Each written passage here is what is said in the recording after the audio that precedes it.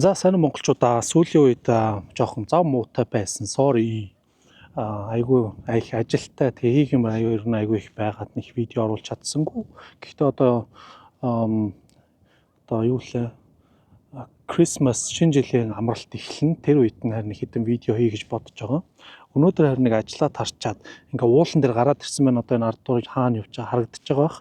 Уулан дээр нь бол нэг яг иймэрхүү. Одоо тэр ард нарж харах гэж байна. Одоо ингээ камера эргүүлээд та нарт гоё юм харуулъя. Энэ байна. Энэ ингээд одоо миний амьдардаг хотоос хэдхэн километрийн зайтай нэг уул байд. Яг тэр уулан дээр нь одоо саяхан ажиллаад харчаа шууд гараад ирсэн.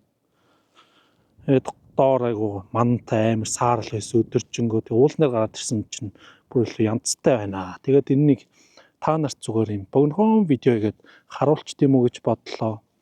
За тэгээд ийм л байна. Энэ богинохон видеог минь тэгээд үзсэнд баярлалаа.